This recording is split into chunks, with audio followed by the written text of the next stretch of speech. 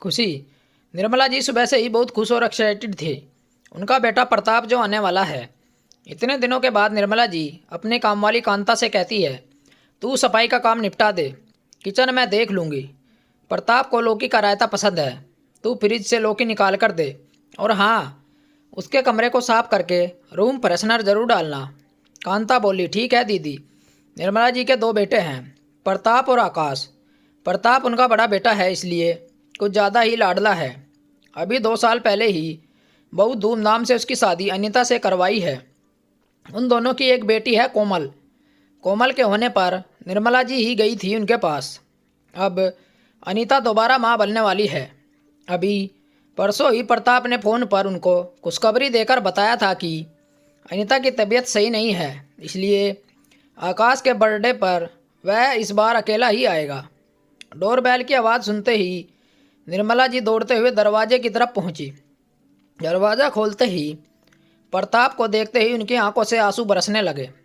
उन्होंने उसको गले लगाकर माथा चूम लिया। प्रताप ने भी अपनी माँ के पैर छुए और अपने कमरे में चला गया। निर्मला जी को इस बार प्रताप के चेहरे पर वह खुशी नज़र नहीं आई जो हर बार उसके चेहरे पर दिखती थी। बहुत खोया खोया सा नज़र आया। उन्होंने सोचा शायद सफ़र की थकावट है, इसलिए किचन में उसके लिए रायता बनाने चली गई। नाश्ता करते हुए भी प्रताप ने ज़्यादा बात नहीं की। नाश्ता करके जब वह अपने कमरे में आराम करने जा रहा था तो निर्मला जी ने पूछा, प्रताप, लंच के लिए पूरियाँ बना दूँ? तेरी फेवरेट है।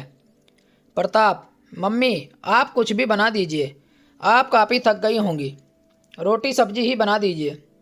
निर्मला जी को यह सुनकर अच्छा नहीं लगा, क्योंकि उनको प्रताप की फरमाइश पूरी करना अच्छा लगता था। हमेशा जब भी वह आता था तो मम्मी से यह बना दो वह बना दो कहता था। निर्मला जी को बहुत अच्छा लगता था उसकी पसंद की चीज़ें बनाना। उन्होंने आकाश के पास जाकर पूछा, प्रताप इतना चुप चुप क्यों है? वह कुछ तो छुपा रहा है। माँ, भैया बोल रहे थे कि भाभी की प्रेगनेंसी में कुछ काम के लिए कह रहे थे, और भाभी कहती है कि कोमल के होने पर आपने और भैया ने उनकी केयर नहीं की थी, इसलिए उनका शरीर कमज़ोर हो गया है। वह इन बातों के लिए भैया को खूब सुनाती रहती है। भैया कह रहे थे कि भाभी ने कह दिया कि इस बार डिलीवरी के लिए या तो अपने मायके जाएंगे या फुल टाइम काम वाली लगाएंगे। भैया ने लोन ले रखा है, इसलिए वह फुल टाइम काम वाली नहीं रख सकते। भाभी को मायके भेजकर वह उनसे और कोमल से दूर भी नहीं रहना चाहते। यह सुनकर निर्मला जी की आंखों के आगे अंधेरा छा गया। उनका लाडला बेटा मन ही मन इतना दुखी है, यह जानकर उनके दिल को बहुत ठेस पहुंचती। वैसे यह सब सच ही है। वाकई में कोमल के होने पर उसके नामकरण वाले दिन ही उन्होंने काम के चक्कर में अनीता को खूब खरी खोटी सुनाई थी। अनीता ने जो काम वाली लगाई थी उन्होंने भी उनको हटा दिया था। यही कारण है कि अनीता को आराम करने के समय घर का काम करना पड़ा। निर्मला जी तो कोमल को गोद में लेकर भी बहुत बड़ा एहसान जताती थी और प्रताप को सख्त हिदायत दी थी कि वो किचन का काम नहीं करेगा। आखिर यह उसकी मर्दानगी को शोभा नहीं दे सकता। तब तो बस उनको अपनी बहू को परेशान करने में मज़ा आ रहा था। आखिर वह उनके लिए पराई जो थी। लेकिन आज अपने ही अंश को दुखी देखकर उनका कलेजा छलनी हो गया।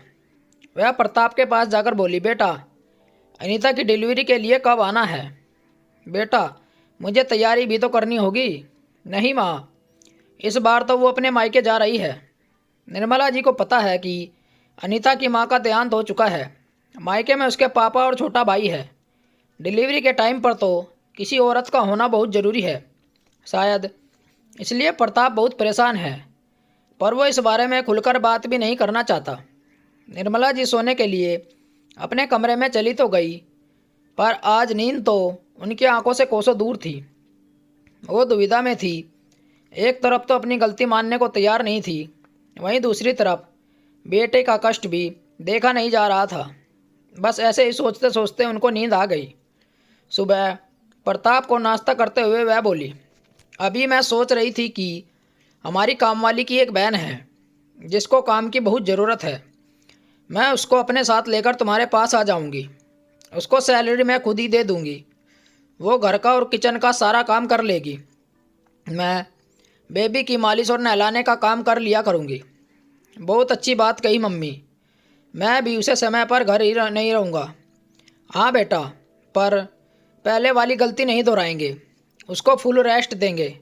आखिर उसके खुशी में ही मेरे बेटी की भी खुशी है। जब वह खुश रहेगी तभी तो तू खुश रहेगा। दोस्तों, आपको हमारी कहानी कैसी लगी कमेंट करके हमें बताएं और चैनल को भी ज़रूर सब्सक्राइब करें। मिलते हैं आपसे एक और अच्छी कहानी के साथ। कहानी सुनने के लिए धन्यवाद। राम राम दोस्तों।